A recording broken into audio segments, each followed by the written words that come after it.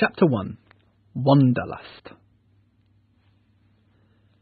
I was born in the year 1632 in York, a large city in northern England. I received a good upbringing from my parents. My father was originally from Germany and had made his money in buying and selling before settling down in York and marrying my mother, whose surname was Robinson. This is why my first name is Robinson. My father's name was Kreutzner, but this was difficult for English people to pronounce, so it was changed to Crusoe. I had two elder brothers, one who died in the English army. I never knew what happened to the other, just as my mother and father would never know what was to happen to me.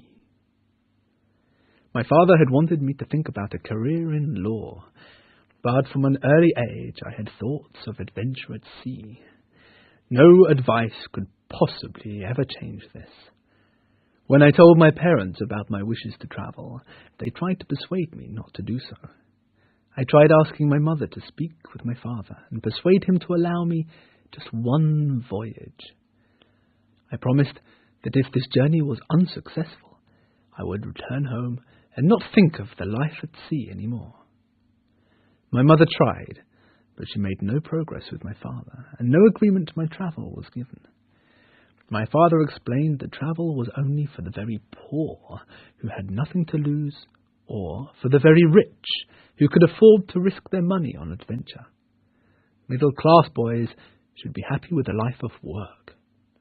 My father begged me so much, even crying openly, that I tried to forget about my wishes for adventure and continue living at home.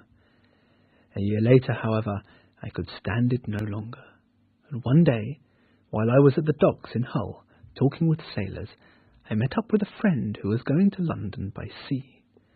Without thinking about what I was doing, without asking for my parents' permission or even money, I decided to join him. Together we boarded the ship on September the 1st, 1651, and left the harbour on the north-eastern coast on course for London. My bad luck started immediately. The sea was very rough, and I began to wish I had never left home. I could now understand what a comfortable life my father had lived, and just how wrong I had been with my own thoughts. I prayed to God to let me make it to land, and I promised him in return that I would go back to Hull, and from there home to my family. However, after several days of terrible seasickness, the sea became calm again. The other sailors joked about the terror I had felt. The storm, they explained, had been very small compared to the others they had experienced. And by the next day the storm had stopped completely, and my promises about returning to Hull faded away. I began enjoying life at sea, watching the sun set and rise over the water, and once thought with joy in my heart that it was the most beautiful sight I had ever seen. Within a few more days, however, the wind began blowing strongly once again, and a truly violent storm began. Again I prayed to God to allow me to change my mind and return home. The storm caused panic and destruction on the boat, and the sailors fired their guns as a sign of trouble. Never having heard guns before, I fainted on the deck and was kicked aside by my mates. When I awoke, I saw everyone jumping off the ship into a smaller boat. Seeing that it was my only way of surviving, I quickly did the same, and we sailed away safely. I watched over my shoulder as the ship, which we had left only moments earlier, sank to the bottom of the ocean. We arrived at Yarmouth, on the eastern coast of England, and the authorities gave us comfortable accommodation. At this point, I had to decide whether or not to continue to London or return to Hull. My friend was quick to point out that what had happened on my first voyage was a clear sign that the sea life was not for me. This made me very angry, and I made my decision to travel to London by land. I was too ashamed to go home, and would certainly be laughed at by my friends and colleagues. I travelled to London on foot. When I arrived, I decided to look for a voyage, and I had the good fortune of getting to know the captain of a ship sailing to Guinea, on the west coast of Africa. He invited me along, and I accepted. The voyage, apart from seasickness, went very well. I had bought many things in London that I was able to sell to the people of Guinea. This whole experience created within me not only an addiction to travel, but also to doing business with the local people of this part of the world. Since non-Westerners did not value gold in the same way as Westerners did, we were able to receive much more gold for our goods than we would back home. I loved it, and after I returned to London with a fortune beyond my dreams, I immediately wanted to sail out again. It was, however, with great sadness that whilst in Guinea the captain caught a tropical disease, fell terribly ill, and died. And so it was, under these sad circumstances, I decided to take his ship and continue the business in which I had had my first trading success. Chapter 2. Captured by Pirates.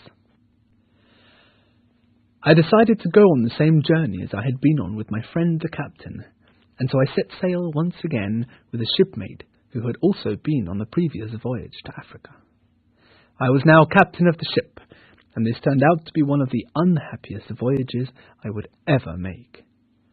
I took only £100 of my newfound wealth, leaving £200 with the widow of the captain. On a course towards the Canary Islands, we were attacked by Turkish pirates. After a short battle, where many died by gunfire, we were taken prisoners to Salé, a Moorish port. I was now to become the personal slave to the leader of those who took me prisoner. My new master made me do hard and boring work around his home. For the next 2 years, I wanted to escape, and the opportunity finally came when my master sent me, along with some Moorish boys, to catch some fish. In preparation, I secretly stored some provisions and guns on the ship.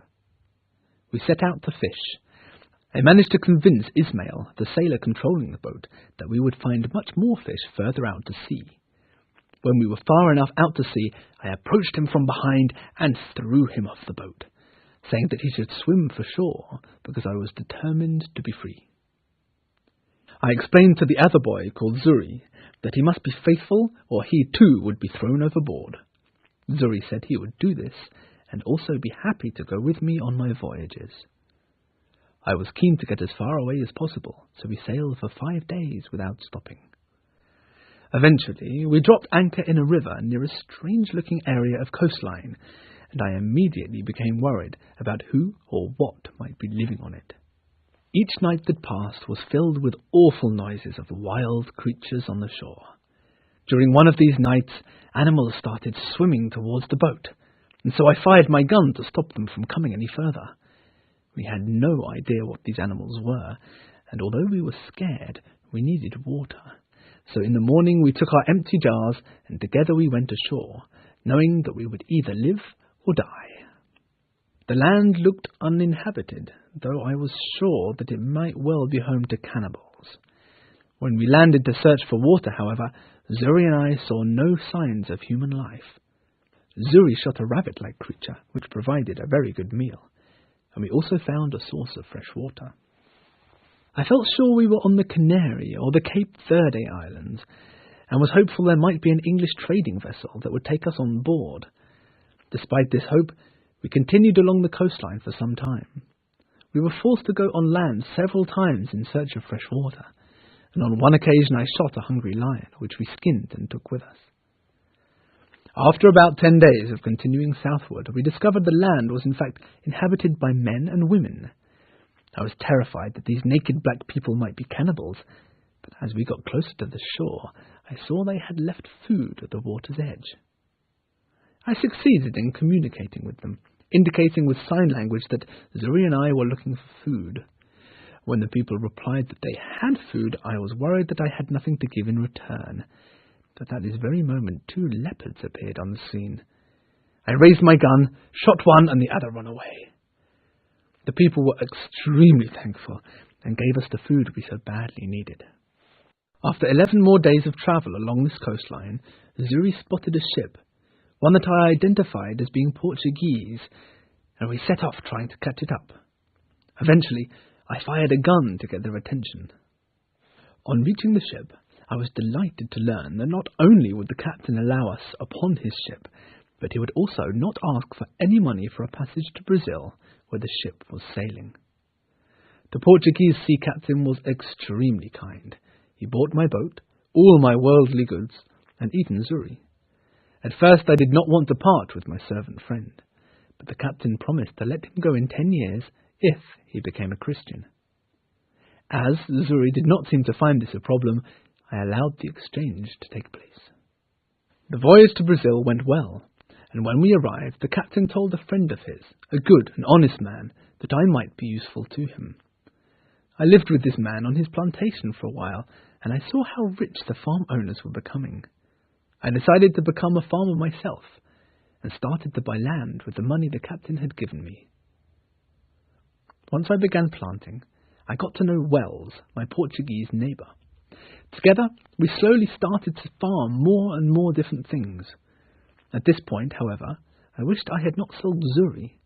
I was in a business I knew nothing about, and I had no one to talk to other than my new neighbour. However, I could not complain too much about my situation, as the money I was making was providing me with more than I could ever need to have a comfortable life.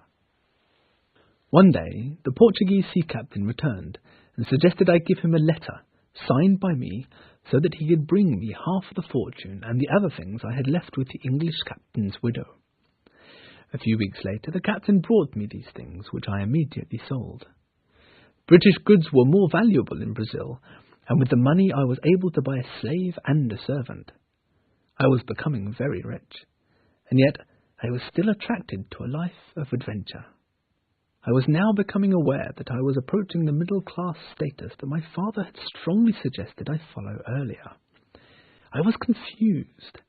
If I had gone through all this trouble and suffering at sea, just to end up where my father had wanted me to be, what was the purpose of this safe and comfortable life? I found myself becoming very sad and desperate for excitement once more. Having made some friends during these 4 years in Brazil, I had talked a lot with my neighbour about the excitement of trading with people from other continents. I had explained in particular the opportunities that trade provided to buy gold at an incredibly cheap rate. I also mentioned the possibility of buying Negro servants for plantation work. 3 businessmen came to me and explained they wanted to buy Negroes for their own plantation and asked if I would join the business and help with the trading on Guinea. I hesitated for a moment, only to think that it might mean financial disaster. But, in the end, as a born adventurer and ignoring the inner voice of my father, I agreed to the trip. I boarded the ship from Brazil to Africa on September the 1st, 1659, 8 years after I had first run away from home. Chapter 3. Shipwrecked. At sea, the hot, dry weather lasted for a while, but then turned stormy. 1 man died of sickness. A little boy fell over the side of the ship. After 11 days, it was clear that, due to a massive leakage, the ship was not going to make it to its final destination. We decided to try and make it to Africa, where we could get help. For 15 days, the 11 of us continued sailing, and then another massive storm came. There was land in the distance, but we were afraid it might be inhabited by cannibals. Suddenly, as we got closer, the ship crashed into the seabed. Rowing towards land in a lifeboat, we were deeply upset, since we knew as soon as we touched land, the boat would be smashed into pieces, and we would surely drown in the violent sea. We had to at least try and swim. As soon as we jumped into the sea, I had the good fortune of being helped to shore by a wave. I ran for the shoreline, but the sea continued to chase me.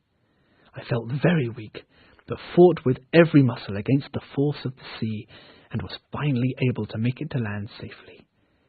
I thanked God for having saved me in this frightening experience.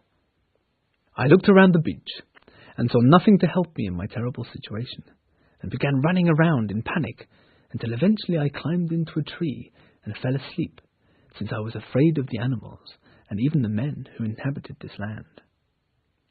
When I awoke, it was a calm and sunny day. The sea was still, and I was able to see that if I had stayed on board, the ship would have made it to land without being smashed. But the rest of the ship's crew was dead. and this made me extremely upset. I swam out to the ship and took a few pieces of wood to build a raft. Onto this I loaded food and drink and other useful items such as guns, money, knives and books. I decided to return to the ship several more times to gather supplies like tools, clothes, a hammock and a spare sail. I made 11 voyages between the beach and the ship over the following weeks and brought back everything I could. I was also happy to have been able to save some pen and paper, 3 Bibles, 2 cats and a dog. Then the storm started again and I was forced to remain on land. The following morning the ship had disappeared. It was under the sea with my 10 friends. After a while I decided to look around the island for a good place to set up home and store my supplies. Upon exploration of the landscape I became more worried than ever. I was on an island. Moreover, it appeared deserted. There were no people, only wild animals. A tent served as a roof above my head. I provided myself with a door to my tent and brought the provisions inside. At this point, I started to worry that I would end my days on this island, a thought that produced tears when I contemplated it for too long. I also started to doubt my faith, as I could not believe God would leave me so helplessly, leaving me in such a horrible place, under such impossible conditions. I even found it hard to be thankful that my life had been saved. However, I always managed to avoid total misery when I remembered about the other 10 sailors who had died at sea. When I thought that I had been the only one to avoid death, and that I had been able to save many things from the ship, I felt fortunate. After I had been on the island for about 10 or 12 days, I realized that I might completely lose my memory of time, and might even forget important religious dates. To stop this from happening, I cut lines into a large square post, and also the words, "I came on shore here on September the 30th, 1659. Every day I cut a line with my knife, and every 7th line marked a week, and every first day of the month was marked by a line still longer. In this way I kept my calendar. In an attempt to make myself feel better, I made a list of all the advantages and disadvantages about being shipwrecked on the island, and thought of them as the evils and the goods of my life on the island. Among the evils I listed the impossibility of my recovery, my isolation, my lack of enough clothes, my inability to defend myself against wild animals, the lack of people to speak with. Among the goods were, I am alive. The possibility that if I can survive a shipwreck, I might one day be rescued from the island. I am not hungry. I have not seen any really wild animals yet. I was able to get supplies from the ship. More importantly, I decided I could be happy, because God had saved my life and provided for me. Having cheered myself up with these thoughts, I began learning how to build things that I previously did not know how to make. The work on my home would be impossible without proper tools, but I was able to be inventive and improvise. After all, I had nothing else to do. I began thinking I could learn to make or do anything if I needed to. Chapter 4. Forces of Nature. I started to build a wall around my home. After about a year and a half, I would have a proper house. I realized there was nothing I wanted that I couldn't make, and so I went further by making an entrance and an exit to my home, chairs, and a table that I might truly enjoy writing and reading upon. I also began my diary, in which I started writing about my initial unhappiness and all the tasks and duties I had completed in getting used to life on the island. September the 30th, 1659. I, poor, unhappy Robinson Crusoe, was shipwrecked during a terrible storm on a horrible, unfortunate island. I was the only survivor from the ship's company. October the 1st. I discovered the location of the shipwreck. October the 1st to 24th. I went back and forth to save what I could from the ship. October the 25th, It rained heavily, and the ship broke into pieces. October the 26th. I looked for a place to put my tent. October 26th to 30th. I set up my tent and stored my things inside. October the 31st. I killed a goat for food.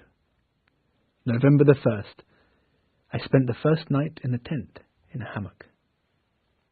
November the 4th. I began my daily routine. November the 5th. I killed a wild cat and preserved its skin. November the 6th. I finished making my table. November the 7th to the 12th. I completed my chair. November the 14th to 16th. I made boxes for storage. November the 17th. I began to dig in the rock behind my tent to make storage room. November the 23rd. For the next 18 days, I widened and deepened my cave so that it formed a warehouse area, a kitchen, a dining room and a cellar. December the 10th. A large amount of dirt fell in from the roof of the cave. December the 11th. I fixed the cave's ceiling. December 17th to 20th. I began to furnish my house more interestingly and designed a dressing table. December the 27th. I killed a goat and injured another, which I brought home and helped to recover. I began thinking about the idea of breeding animals, so that I might have another source of food when my current supply finishes. January the 3rd. I began working on a wall to protect my living area. I was now sure that if visitors came to the island, they would not be able to recognize my building as a man-made home. And so I had a routine for my hunting and building. I kept the skins of every animal I killed and hung them up as decoration. I made big boxes to store food as well as tools. When there were problems, I generally succeeded in fixing them. Storage shelves kept the place tidy inside. I took frequent walks and found pigeons a very good source of meat. During this time, the darkness became my greatest annoyance, and so I decided to make candles from the fat of dead goats. And then a wonderful thing happened. While emptying bags from the ship, I shook out some pieces of corn. After the rain fell, barley, through no work of my own, began to appear. I was delighted, and I took this as a sign from God that I had not been forgotten, and gave thanks. On April the 14th, I finished my wall, not with a door, but with a ladder to climb over it, just to make absolutely sure that it did not appear to be the gateway to a home. But just after this, the ceiling of the cave began to fall in, and I found myself in the middle of a violent earthquake. I stood terrified and watched landslides all around. This horrific experience was followed by another when a terrible storm began, and I was forced to stay in my cave, even though I was afraid another earthquake might bring it down on my head. I decided at this point to move my home from the cave to somewhere that was out from under the earth, so that if an earthquake happened again, I would be in a less dangerous position. It would be a huge job, and I was not keen to begin it. I made a grindstone to help make the necessary tools for the construction job, and then, in the middle of this work, I noticed that the recent hurricane had caused the ship to come closer to shore. I could now see it clearly, and was even able to walk out to it. I began taking it to pieces, keeping the wood, iron, and lead for future projects. I worked on the shipwreck until June the 15th. A few days later, I started to feel ill, and then on June the 21st, I became very ill, and prayed to God for the first time since the storm I experienced on leaving Hull. In my illness, I had terrible visions of a huge man coming down from a rain cloud, shaking the earth as he stepped closer towards me. The man said that because I had not said sorry for my adventurous ways, and not listening to my father, I would die. The man lifted a spear to kill me, and I was horrified. I began thinking about the lack of thought about my own life I had shown up to this point. I thought about how I had not been truly thankful when I was rescued by the Portuguese captain. I also thought that while I had been thankful for my initial survival on the island, these feelings had changed into a simple happiness to be alive. There was no recognition that God had been responsible. I felt guilty for becoming too comfortable on this island, My sickness was making me think about God again, and so I prayed directly to him, asking for his help. The following evening, while eating my turtle supper, I found myself saying grace for the first time in my life. I decided that God must have put me on the island for a reason, which led me to ask the question, why has God done this to me? I decided that my unhappiness was a punishment for running away from home and rejecting a middle-class life. Before going to bed that night, I chewed on some homemade medicine for my illness in the form of rum, tobacco and water, something I had learnt from the Portuguese. I also said, for the first time in my life, a prayer before going to bed. When I awoke, I felt much better. I continued the treatment with tobacco and alcohol, and as I began to recover, I started to worry that if God had saved me, what had I done to give thanks? I knelt down and thanked God out loud. The next morning, I began reading the New Testament. Where before I had prayed to be saved from my isolation on this island or from my sickness, I now prayed to be saved from the guilt that I had for not living my life as I should have done. As I began to recover, I was determined to get a better knowledge of the island. I decided I would explore the rest of the island. I was pleased to find tobacco growing. In the forest there was a lot of fruit, and even a freshwater spring. I brought the fruit back to my home, but I continually found myself away for such a long time that when I returned it was too old to eat. Returning home on one occasion, I discovered that some of my grapes had been stepped on. I thought there must be wild animals around, so I decided the best solution would be to hang the grapes to dry them into raisins. I developed such a love for the wilder part of the island that I began thinking of having a new home. I decided to simply build another one and have two homes, a sea-coast house and a country house. I finished the new place in time for the next rainy season. Chapter 5. Am I Really Alone? The 1-year anniversary of my arrival came, and I felt very unhappy. Again I prayed to God. So far on the island, I had learned how to make the best out of the rainy season and the dry season, and how to plant rice and corn. They grew well, so I farmed more and more. I kept myself busy with this farming and with making more useful household items, such as baskets. I moved frequently between my two homes. My greatest wish at this moment was for a smoking pipe. One clear day, looking out to sea, I was able to see a line of land, but could not be sure where it was. I was sure, however, that if anyone lived there, they would be cannibals. On my walks around the island, I discovered more wild animals.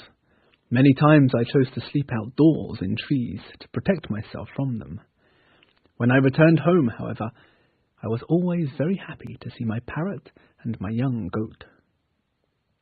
The rest of the year passed without anything bad happening, and on the 2nd anniversary of my time on the island, I thanked God for the good fortune I'd had, the amount of food, and my ability to make a comfortable life for myself.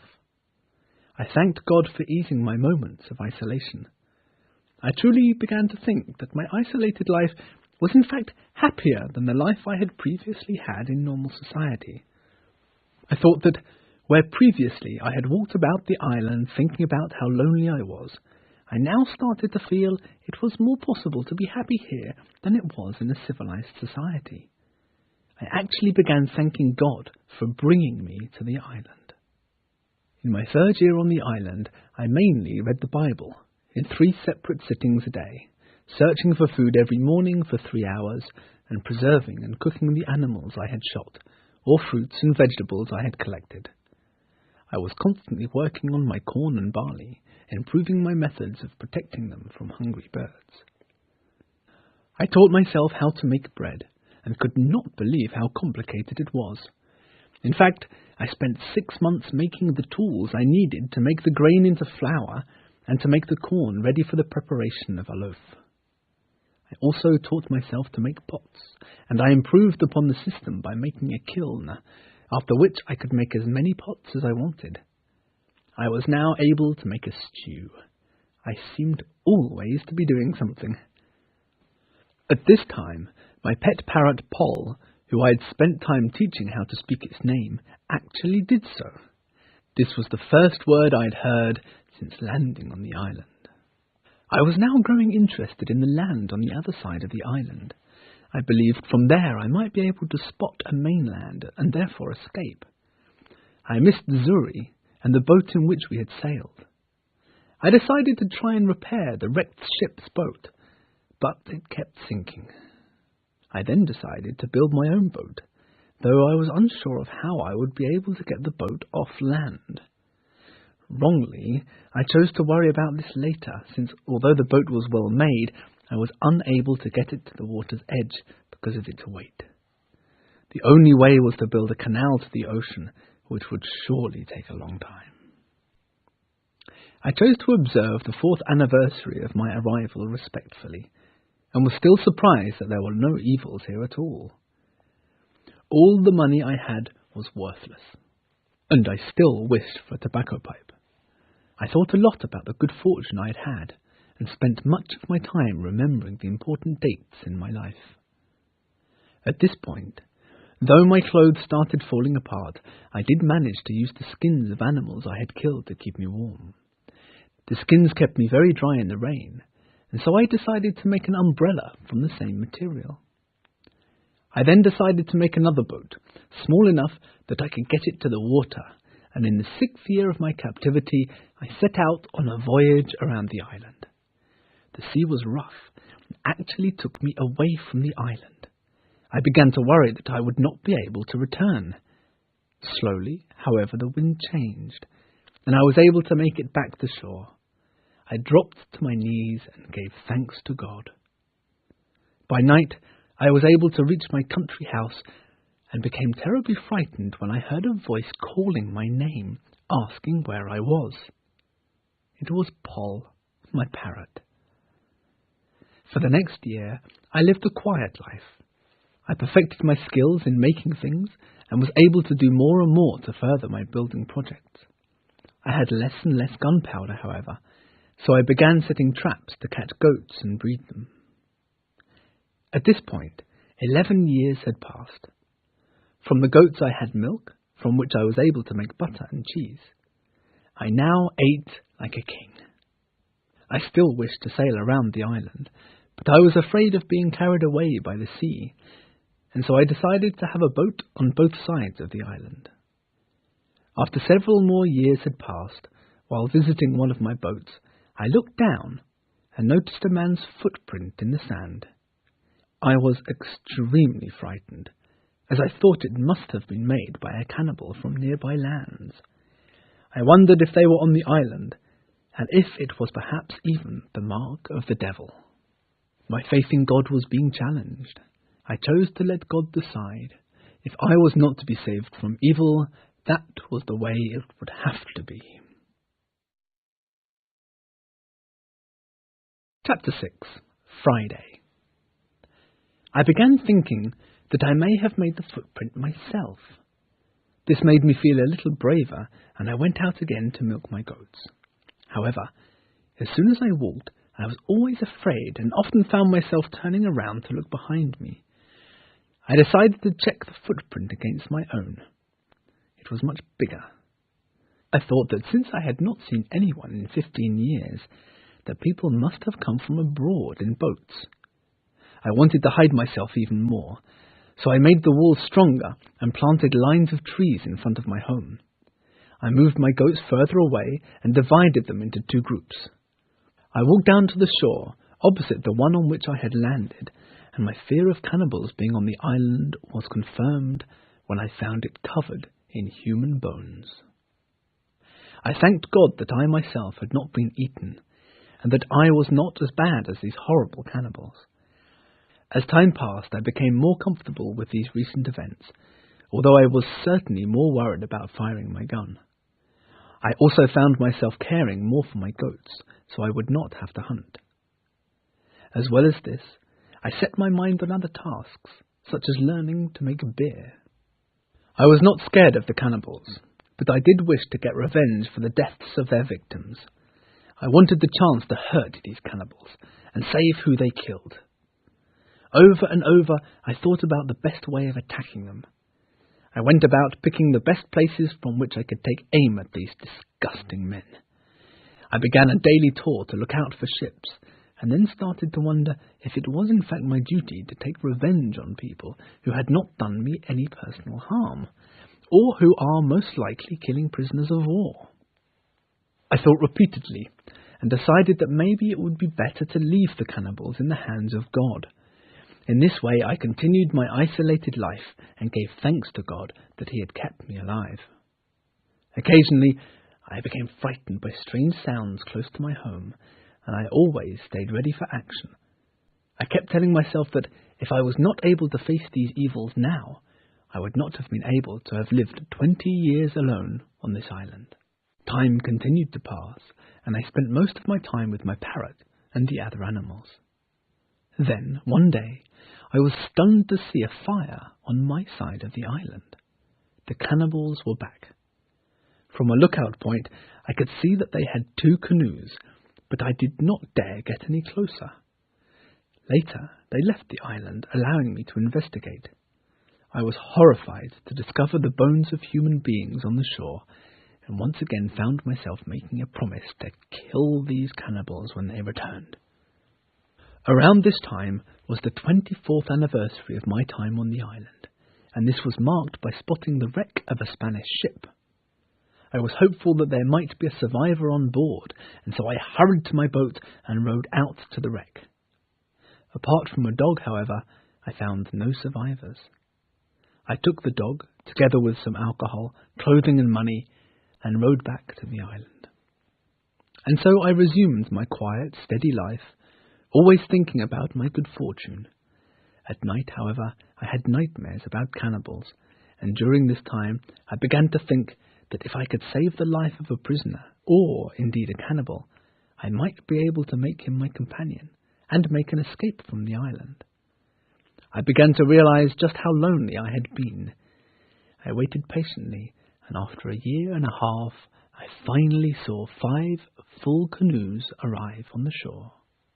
Against 20 or 30 men, I wondered how I would fight. I saw 2 unfortunate men being pulled from the boat.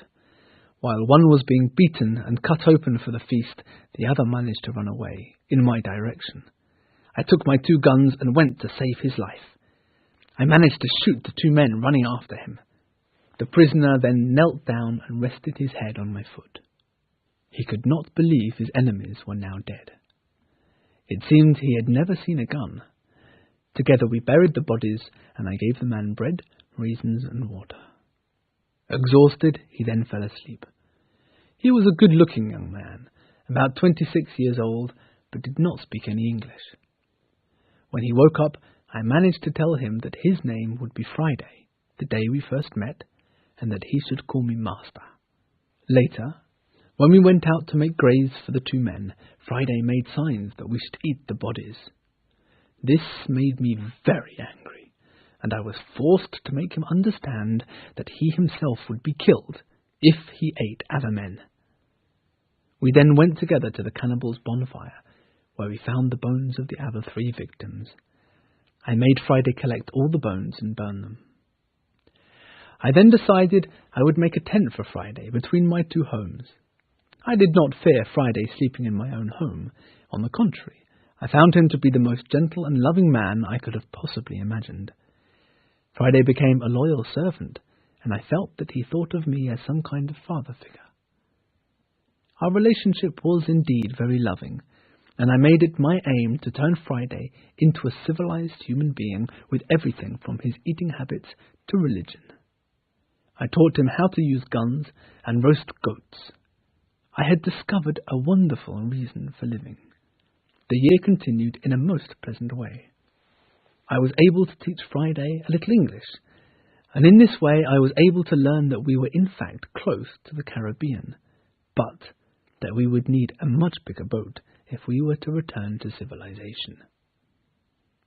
I decided to teach Friday about the Christian God, although Friday found it difficult to understand why the devil could not be beaten if God was stronger.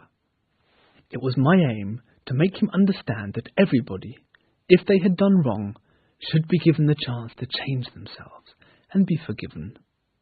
This increased my faith in God by making my own ideas about him clearer. Friday told me that there were white men living in peace on his native land. When the weather was clear, Friday was very happy at being able to see his homeland in the distance. However, it worried me that he might try to return there and start his old habits again, although he assured me that he would only return so that he could teach the others. He even said that I would have to come with him, or he would not be able to leave. He could not stand the idea of me sending him away, as we now had been living happily together for 3 years. Together, we had managed to build a big boat, and I planned our adventure to Friday's homeland for the post-rain months of November and December. Chapter 7. Homeward Bound. The dry season came and we prepared to set sail. At that very moment, just before we could begin our journey, Friday saw 3 canoes arriving on the island. He could not hide his panic, so I gave him some rum and we took our weapons. I was not worried. They were naked, unarmed, and inferior. At first I wanted only to scare these cannibals, so I gave Friday a knife and took a sword and gun for myself. My plan was to scare them away with the sound of gunfire. As we got closer, however, I was disgusted to see that they were eating the cooked flesh of one of the prisoners. I decided to kill the cannibals and told Friday he must do the same. I gave Friday 3 guns. The next victim was a white man. We started shooting down from our hiding spot at the cannibals. They began running around, hurt and covered in blood. We ran down to the free man, and some of the cannibals escaped in their canoes. I untied the man and discovered he was Spanish. I gave him some bread and drink as well as a gun. He immediately jumped up and started trying to kill any cannibals who remained. The 3 of us killed 21 cannibals, almost the entire group, except for the few who had escaped in a canoe. I was then surprised to find, lying at the bottom of one of the other canoes, another victim, tied up but alive. Friday was ecstatic. It was his father. The reunion was wonderful, and I was very touched by this human emotion. We gave the prisoners bread and water. Friday and I made them some beds. I was very happy that my island could now be thought of as populated, and myself the rightful ruler of this land. Talking with the Spaniard, whose name was Christianus, I learned that more of his men were living with the cannibals, but in peace. I would have liked to join these Europeans, but I feared becoming a prisoner myself. Christianus seemed so impressed with my island that he wanted to bring the rest of his men here to live. To prepare for this, we all worked hard to increase the farming and breeding, and in October, Christianus and Friday's father went back in the canoe to get them in. As Friday and I waited for their return, we saw a long boat coming near the shore, and further out to sea we were able to see a ship which appeared to be English.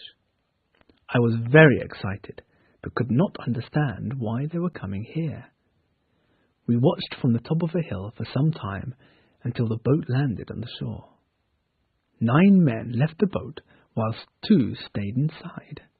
6 of the 9 men had guns and began exploring parts of the island close to the shore. The 3 other men stayed on the beach like prisoners. They were not tied up, but looked scared and worried. It was mid-afternoon, and I had wanted to wait until darkness to make my move, but then realized the men were all now sleeping under the trees. I came up to the prisoners with caution and asked what they were doing here. At first, the men believed I had been an angel sent by God, and they began crying. I told them I was in fact an Englishman, and asked if I could help. One man explained, with terrible fear in his eyes, that he had been captain of the ship, but that his men had mutinied, taken him prisoner, and instead of killing him, they had wanted to leave him, the first mate and a passenger on the island, to die. I explained I would try to save them on 2 conditions. that they would swear loyalty to me, and they would take Friday and myself to England. It was agreed. I had asked if all the men were bad, to which the captain replied that there were just 2 in the group who were truly evil. By this time, I had given the men guns, and when the battle began, the 2 evil men were shot dead. The rest of the men survived the attack and were taken prisoner. The captain and I told each other our stories, and I gave him and his men food and drink. The following morning, we pulled the boat up onto the beach and made a hole in it, so it could not be taken by the other sailors. What's more, it could be used as an alternative form of escape if my plan was unsuccessful. As the captain had thought might happen, some men came from the ship to investigate why the other men had not returned. 10 men with guns arrived on the beach, and the captain identified another 2 within the party who were truly evil. 7 men began looking for their fellow mutineers, whilst 3 stayed in the boat. I knew they would be unable to find their friends, since we had tied them up and hidden them in my home. After examining the broken boat, shouting for their friends and firing their guns, it seemed they might return to the ship and sail away, which would have been a disaster. Just as the men were about to leave, I instructed Friday and the first mate to shout from an area within my sight. The men ran back to the shore, but 2 stayed in the boat. At this moment we surprised the 2 men on the boat and took them captive. The other men continued searching for the cries, which were to keep them lost until dark. When they returned to the boat, they were shocked to find the 2 men gone. When they returned to the boat, they were shocked to find the other 2 men gone. We approached this group of men, and the captain shot dead the main mutineer, injuring another who died shortly afterwards. Once the captain had won his boat back by killing the new captain and those who were still on board the ship, he told me that the boat and his men were now mine. I could not believe my good fortune. He even gave me brand new clothes. I then set the rest of the prisoners free upon the island, having given them the choice to return to England where they would be hanged, or to remain there. I explained to the men some of my secrets of survival, and left a letter for Christianus explaining what had happened. And so I left the island on December the 19th, 1686, 28 years, 2 months, and 19 days after I had landed there. I chose to take my cap made of goatskin, the umbrella I had made, and my parrot Poll. I arrived in England on June 11th, 1687, 35 years after I had left it. My parents were now dead. My only relations were 2 sisters and the 2 children of one of my brothers. I found myself with little money, and so decided to go to Portugal to see if my plantation still existed. I found the old Portuguese captain in Lisbon, and was able to get in contact with the old plantation partners. I discovered at this point that I had become extremely wealthy through my farming, and so I decided to sell the plantation and settle in England. I was now able to provide for my sisters, and also the education of their children, and that of my brother's children. I myself got married and had 3 children. It was a happy life, but when my wife died, I decided to go on a voyage with my nephew to the East Indies. It was then that I saw that my island was doing very well, the Spaniards having arrived by the invitation of Friday's father and Christianus, the first Spaniard who had landed there.